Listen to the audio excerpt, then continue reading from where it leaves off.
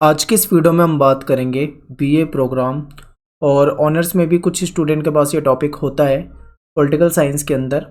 मैं यहाँ पे बीए प्रोग्राम का जो सेकंड ईयर का जो तीसरा सेमेस्टर है उसकी बात कर रहा हूँ। आपका जो तुलनात्मक राजनीति वाली बुक है कंपैरेटिव पॉलिटिक्स, इसमें एक आपका टॉपिक आता है सत्तावाद को लेकर, ठीक है, अथॉरिटेरियन गवर्नमेंट के ऊपर। तो इसको हम यहाँ पे डिस्कस करने वाले हैं। देखिए, वीडियो शुरू करने से पहले मैं आपको बता दूं कि आप सोल में हो, डीयू में हो, एनसी वेब में हो, इग्नू में हो, आप कहीं पे भी हो, मोस्टली सब जगह ही आपको सोल, डीयू, एनसी वेब में तो आपको मिलेगा ही मिलेगा टॉपिक। इग्नू में भी कई सारे टॉपिक आपको ये वाले मिल जाएंगे, ठीक है। अब बात कर लेते हैं यहाँ पे क्वेश्चन पेपर के फॉर्मेट की। देखिए, आपके प्रीवियस ईयर के क्वेश्चन पेपर में से मैंने ये कटिंग ले रखी है और यहाँ पे देखिए आप क्वेश्चन है सेकंड क्वेश्चन में आपसे ये पूछा गया है कि सर्वसत्तावाद से आप क्या समझते हो। सर्वसत्तावादी और लोकतांत्रिक शासन व्यवस्था एक दूसरे से कैसे अलग है, उदाहरण सहित आपको इसके बारे में बताना है। तो देखिए, इस क्वेश्चन को हम इस वीडियो के द्वारा सॉल्व करने की कोशिश करेंगे और इसकी 2-3 वीडियो आएगी। आज की वीडियो में हम बात करेंगे सर्वसत्तावाद, पहले आपको ये समझाएंगे तभी आप इसको लोकतंत्र से कंपेयर कर पाओगे। दूसरी वीडियो जो आएगी वो लोकतांत्रिक शासन के ऊपर आएगी, यानी दोनों टॉपिक पे एक एक वीडियो हो जाएगी और फिर तीसरी वीडियो में इन दोनों को आपस में हम कंपेयर करके देख लेंगे, ठीक है। तो वीडियो को ध्यान से देखना है। लोकतंत्र बहुत आसान है, सेकंड वीडियो आपको बहुत इसकी जो नेक्स्ट वीडियो आपको बहुत आसान लगेगी, पर ये टॉपिक आपको बहुत अच्छे से समझना है, तभी आप इसको कंपेयर कर पाओगे। और ये एक ऐसा इंपॉर्टेंट टॉपिक है जो आपके पेपर में आता ही आता है। यानी कि सत्तावाद जो होता है इसका मतलब क्या होता है, सबसे पहले आपको इसका मीनिंग पता होना चाहिए, ठीक है, इसका आपको अर्थ पता होना चाहिए। तो चलिए देखते हैं, समझते हैं। अगर मैं आपको दो शब्दों में आपको ये बता दूं, सत्तावाद और लोकतांत्रिक शासन, केवल 2 शब्दों में बताऊं तो इसके लिए हम बोलेंगे सत्तावाद जो शासन होता है वो बुरा शासन होता है और लोकतांत्रिक शासन जो होता है वो अच्छा शासन होता है। अब आप इतने में समझ जाओगे कि एक नेगेटिव है तो दूसरा ठीक है, पॉजिटिव है। तो अब समझते हैं सबसे पहले सत्तावाद को क्या क्या मतलब है इसका। सत्तावादी शासन प्रणाली एक ऐसी व्यवस्था है जिसमें पूरी सत्ता पे, ठीक है, पूरे शासन पर किसी एक व्यक्ति का या किसी एक वर्ग का या किसी एक गुट के हाथों में सत्ता होती है। आपने नॉर्थ कोरिया का नाम जरूर सुना होगा। क्या आपको नॉर्थ कोरिया का जो शासक है उसका नाम पता है? अगर आप जानते हैं तो कमेंट में मुझे उसका नाम बताएं। बहुत ही प्रसिद्ध है वो और पूरी दुनिया में उसको सन की शासन कहा जाता है। यानी एक ऐसा व्यक्ति है जिसके हाथ में सत्ता है, जैसे मर्जी वैसे वो देश को चलाता है, जो मर्जी वो करता है, पूरी तरह से आप ये लगा लो कि आतंक है उसका। तो इस प्रकार का शासन होता है सत्तावादी शासन। तो समझिए इसको, थोड़ा और आगे देखते हैं। सत्ता के प्रयोग पर कोई कारगर प्रतिबंध नहीं होता। यानी यहाँ पे जिसके हाथ में भी सत्ता होती है, जो शासक होता है, ठीक है, जो यहाँ का देश चलाने वाला व्यक्ति होता है, उसके पास असीमित शक्तियां होती है, यानी कि अनलिमिटेड पावर होती है, जैसे मर्जी वो अपनी शक्ति का इस्तेमाल कर सकता है। सत्ता के प्रयोग पर कोई कारगर प्रतिबंध नहीं होता। कोई ऐसा प्रतिबंध नहीं है कि मतलब जैसे कि लोकतांत्रिक देश में बात करें तो वहां पे एक संविधान होता है, संविधान ने पहले ही शक्तियां तय कर रखी होती है कि प्राइम मिनिस्टर के क्या काम है, प्रेसिडेंट के क्या काम है, किसकी कितनी शक्तियां हैं, कौन क्या कर सकता है, कौन क्या नहीं कर सकता। संविधान में सब कुछ, लोकतांत्रिक देशों में सब कुछ पहले से लिखा होता है, क्लियर। लेकिन यहाँ पे समझिए, जो ऐसे देश होते हैं जहां पे सत्तावादी शासन होता है, यहाँ पे तो संविधान नाम की चीज ही नहीं है, एक तरह से आप ये समझ लो, ठीक है। यहाँ पे तो ये जैसा मर्जी वैसा शासन चला सकते हैं, कोई बैन नहीं कर सकता इनको, कोई रोक नहीं लगा सकता, जैसे मर्जी वैसे शासन चलाते हैं। और यहाँ के जो लोग होते हैं, अब सोचो जब ऐसा शासन होगा तो लोग कैसे रहते होंगे यहाँ पे। यानी यहाँ पे जो लोग रहते हैं वो डरते हैं, डर के कारण वो सरकार की आज्ञा का पालन करते हैं। बहुत ही स्ट्रिक्ट रूल होते हैं यहाँ पे, बहुत ही भयानक। यहाँ कभी कभी शासक जो होता है वो बहुत क्रूर होता है। नॉर्थ कोरिया का नाम मैंने आपको एग्जाम्पल के लिए इसीलिए दिया है। आप एक बार नॉर्थ कोरिया और उसके शासक के बारे में पढ़ेंगे या यूट्यूब पे सर्च करेंगे तो आपको समझ में आ जाएगा कि वो कितना क्रूर है। उसकी कई सारी कहानियां हैं कि उसने तोप में लगवा के किसी को उड़वा दिया, कभी किसी को कुत्तों के उसमें, कुत्तों का एक बड़ा सा पिंजड़ा है उसमें डाल दिया, वो उसको मार के खा रहे हैं लोग। और मतलब बहुत भयंकर जो क्रूर बर्ताव होता है उसका, ठीक है। तो आप समझिए कैसा शासन होता होगा। तो सत्तावादी शासन आपको यहां तक समझ में आया होगा। अब चलते हैं, थोड़ा और एक्सप्लेन करते हैं इसको। इनका शासन जो होता है वो अत्याचार से भरा होता है, बहुत ज्यादा अत्याचार होते हैं जहां पे होते हैं। सीरिया आपने सुना होगा, विवादों में रहता है और वहां पे क्या क्या हुआ है आप अच्छे से समझते हैं। तो वहां पे भी कुछ इसी प्रकार का शासन है। यहाँ की सरकारों को हटाने के लिए कोई लोकतांत्रिक तरीका भी नहीं होता। अब मान लो आप सोचोगे कि जब ऐसी बेकार सरकार है, क्रूर सरकार है, खराब सरकार है तो ऐसे में सरकार को हटा देना चाहिए। तो यहाँ पे सरकार को हटाने का भी कोई तरीका नहीं होता। जिसके हाथ में सत्ता है वो जैसे मर्जी वैसे शासन चलाएगा, कोई उसका विरोध नहीं करेगा। अगर कोई उसका विरोध करता है तो सीधा उसको गोली मरवा दी जाएगी, उसको फांसी पे टंगवा दिया जाएगा, जैसा मर्जी वैसा कर सकते हैं। कोई हमारी तरह मुकदमे कानून ये चलाने की जरूरत नहीं है, शासक जो चाहे वो करेगा। तो ऐसा होता है यहाँ पे शासन। सत्ता का उपयोग केवल सीमित समुदाय के लाभ के लिए होता है, यानी जो सत्ताधारी दल होता है या जो भी व्यक्ति शासक होता है वो अपने समुदाय के लिए या खुद के फायदे के लिए या अपने पार्टी के फायदे के लिए या अपने गुट के फायदे के लिए ही सत्ता का इस्तेमाल करता है। उसे जनता की कोई चिंता नहीं है कि जनता यहाँ तकलीफ में है, जनता के लिए ये करो, जनता के लिए दूसरी सुविधा हो, तो इसकी उन्हें कोई चिंता नहीं है, बस अपना फायदा यहाँ पे देखा जाता है। तो आपको अभी तक समझ में आ गया होगा कि क्या क्या होता है यहाँ पे। चलिए और थोड़ा समझिए। एक बहुत ही बड़े विद्वान है जिनका नाम है फाइनर। फाइनर जो विद्वान थे इन्होंने कुछ कहा है इसके बारे में, सत्तावादी शासन के बारे में। तो क्या कहा है इसको समझिए। अगर आप ये समझ जाओगे तो आप और अच्छे से समझ जाओगे। फाइनर जो है, फाइनर महोदय जो है वो कहते हैं कि सत्तावादी शासन के 5 रूप हैं, यानी 5 प्रकार इन्होंने बताए सत्तावादी शासन के। अब एक एक प्रकार को आप बहुत अच्छे से समझते हुए चलो। देखो, पहला है भय। भय पे आधारित शासन, यानी ये जो शासन होता है ये डर पे आधारित होता है। यहाँ जो लोग होते हैं ना वो डरे हुए रहते हैं कि कोई भी गलत काम करने से पहले या सत्ता के खिलाफ जाने से पहले 50 बार सोचेंगे, और उन्हें पता होता है कि अगर हम ये काम करेंगे तो हमें क्या सजा मिलेगी। ठीक है, इसमें सरकार क्या करती है, बल प्रयोग करती है। अब मैं आपको एक एग्जाम्पल देता हूँ। आपने भारत देश में आप रहते हो, भारत एक लोकतांत्रिक देश है। आपने यहाँ पे देखा होगा कि सरकार ने कोई पॉलिसी बनाई, कोई रूल बनाए, तो लोग उसके खिलाफ सड़कों पे आ गए, लोगों ने उसके लिए विद्रोह कर दिया, लोगों ने आंदोलन कर दिया। ये अपने देश में चलता है, ठीक है, क्योंकि यहाँ पे लोकतंत्र है, यहाँ पे अनुमति है। अब सरकार उनको समझाने की कोशिश करेगी या फिर उनके लिए कुछ करती है नहीं करती, वो बात की बात है, लेकिन यहाँ पे लोकतंत्र, लोगों को अधिकार है कि वो अपने विरोध को दर्ज करा सकते हैं, आंदोलन कर सकते हैं, शांतिपूर्वक आंदोलन कर सकते हैं। ये आपको पता है हमारे देश में चलता है। क्या यही चीज वहां पे हो सकती है? सोचो, वहां पे बिल्कुल नहीं होती। अगर सरकार ने कोई फैसला वहां पे लिया है तो जनता उसके खिलाफ नहीं आएगी। अगर जनता ने आंदोलन किया तो जो ये शासक होते हैं ना, सीधा उनके आंदोलन को कुचलते हैं।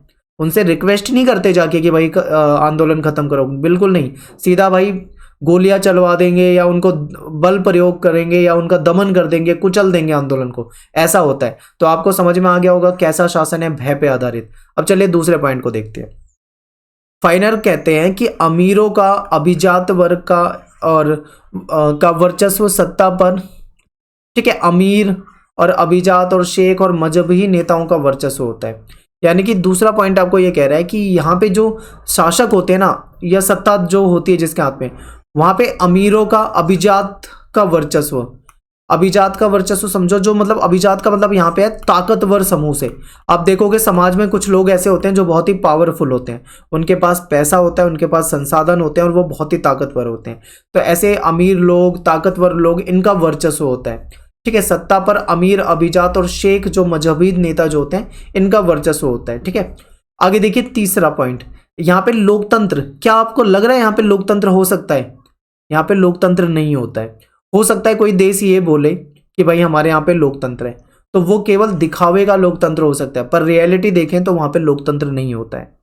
लोगों को जो लोकतंत्र में अधिकार होते हैं वो अधिकार यहाँ पे लोगों को नहीं होते हैं, जहां पे ऐसा शासन होता है। समझ गए?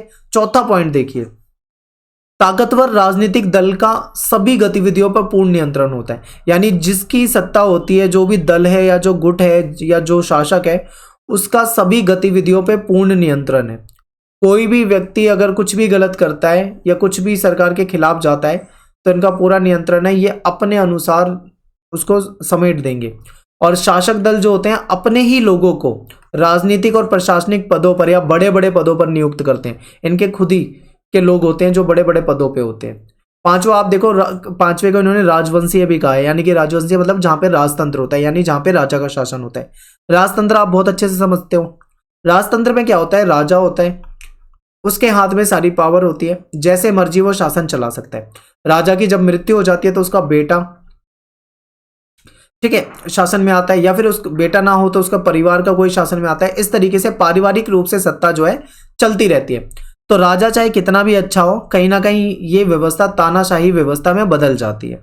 क्यों?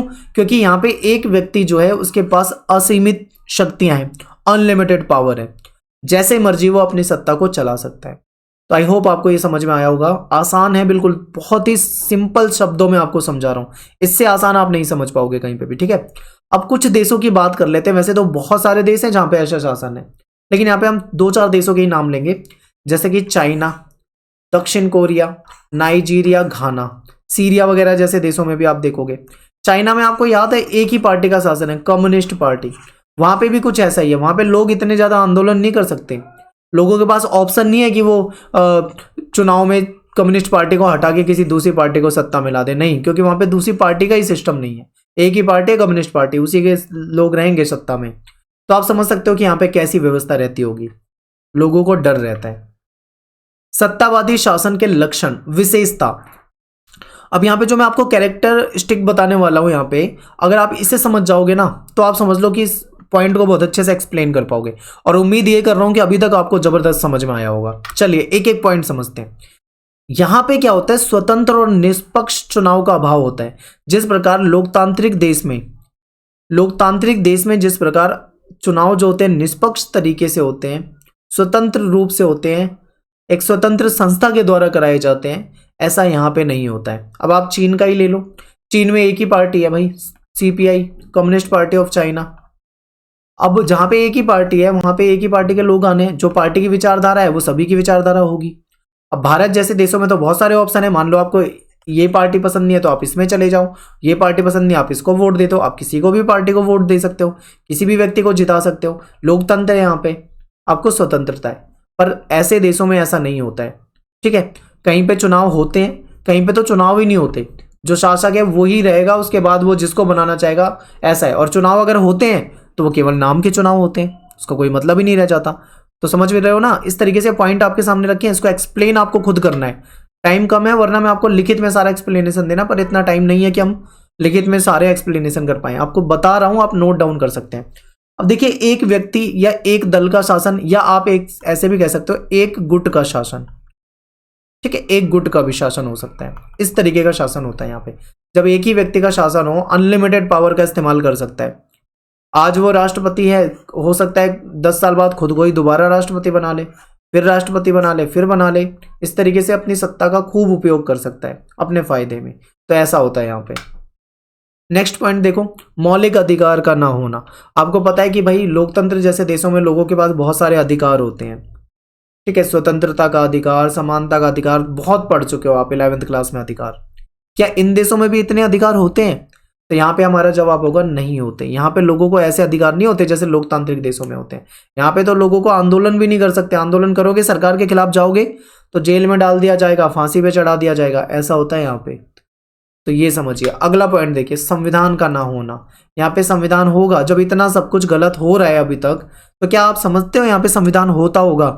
नहीं होता होगा। अगर होता भी होगा तो उसका क्या मायने रख जाते हैं? कुछ नहीं, जो भी है वो शासक के हाथ में है, ठीक है। ये सब कुछ ना के बराबर है, ना कोई संविधान और ना ही कोई मतलब ऐसे रूल जो लोगों को बहुत अधिकार देते हो। जो भी होगा वो सत्ता दल के हाथ में होगा, जैसे मर्जी वैसे चलाएगा व्यवस्था को, ऐसा होता है यहाँ पे। आगे देखिए, अगला पॉइंट देखिए, मीडिया पे नियंत्रण। भारत की जो मीडिया है वो सरकार के खिलाफ भी लिख सकती है, और लिखती भी है। बहुत सारे लोग हैं जो सरकार विरोधी गतिविधियों में रहते हैं और बहुत ज़्यादा सरकार को बदनाम करने की कोशिश करते हैं। बहुत फेक न्यूज़ भी हमारी, यहाँ तक कि हमारे देशों में मेन स्ट्रीम मीडिया के द्वारा फेक न्यूज़ चला दी जाती है।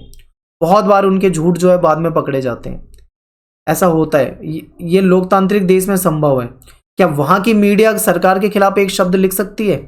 सोचो, क्या न्यूज़पेपर में वहां पे लिखा जा सकता है? क्या वहां के न्यूज़ चैनल में दिखाया जा सकता है? नहीं। अगर किसी ने दिखा दिया तो क्या होगा उसका, ये आप अंदाजा लगा सकते हो। वहां पे पूरा नियंत्रण होता है मीडिया पे। सरकार जो चाहेगी वही दिखाया जाएगा, सरकार जो नहीं चाहेगी वो नहीं दिखाया जाएगा। क्लियर है बिल्कुल। आतंक और हिंसा, तानाशाही शासन। आप ये समझ लो, बिल्कुल तानाशाही शासन होता है, बिल्कुल तानाशाही, ठीक है। लोगों पे गोलियां चलवा दी जाती हैं, लोगों को सीधा करने का तरीका इनके पास अलग ही होता है। कानून नाम की चीज नहीं होती वहां पे इस तरीके की। कानून जो होते हैं उनके इतने स्ट्रिक्ट होते हैं, बहुत ज्यादा। आंदोलन को कुचलना। अब देखिए, जैसे मैंने आपको बताया, भारत जैसे देशों में आपने देखा होगा नेताओं के पुतले फूके जाते हैं, सड़क जाम कर दी जाती है, आंदोलन किए जाते हैं, 100 दिन तक लोग सड़कों पे बैठ जाते हैं यहाँ पे। क्या ये चीज वहां पे हो सकती है उन देशों में? कल्पना भी नहीं कर सकते आप। वहां पे अगर किसी ने ऐसा करा ना, तो वहां की सरकार जो है बिल्कुल ही सत्तावादी और बेकार सरकार होती है, वहां पे सीधा इनका इलाज कर दिया जाता है। तो यानी कि आंदोलन नहीं करने देते, इस तरीके का शासन है वहां पर। शासक विरोधी गतिविधियों का दमन, कोई भी सरकार के खिलाफ आंदोलन करता है, शासक या सरकार के विरोध में कोई आंदोलन करता है, तो उसको दमन कर दिया जाता है, उसको कुचल दिया जाता है सत्ताधारी के द्वारा। ऐसा होता है भाई वहां पे। नागरिकों को अधिक स्वतंत्रता और अधिकार ना होना, जितने अधिकार आप लोकतांत्रिक देशों में देखते हो, ऐसे अधिकार यहाँ पे नागरिकों को नहीं होते। ठीक है, तो ऐसा यहाँ पे होता है शासन। उम्मीद करता हूँ आपको ये वीडियो बहुत अच्छे से समझ में आया होगा। आपको बस ये वीडियो ही समझना था। यहाँ पे दो टॉपिक थे, एक तो आपका ये सत्तावादी जो हमने आज की वीडियो में पढ़ा है, दूसरा है लोकतंत्र। अगली वीडियो जो आएगी उसमें लोकतांत्रिक सरकार पढ़ाऊंगा आपको, और फिर तीसरी वीडियो में इन दोनों को कंपेयर करूंगा, क्योंकि क्वेश्चन जो आया हुआ है कंपेयर पे आया हुआ है। तो अगर आपको ये समझ में आया तो आप प्लीज लाइक करें और कमेंट करके बताएं ज़्यादा से ज़्यादा, क्योंकि आपकी जैसी जितनी ज़्यादा कमेंट होगी ना, उतना ज़्यादा मोटिवेशन मिलेगा और उतनी ही स्पीड से आपके लिए वीडियो लेके आएंगे। तो मिलते हैं नेक्स्ट वीडियो में। थैंक्स फॉर वॉचिंग सभी को। जय हिंद, जय भारत।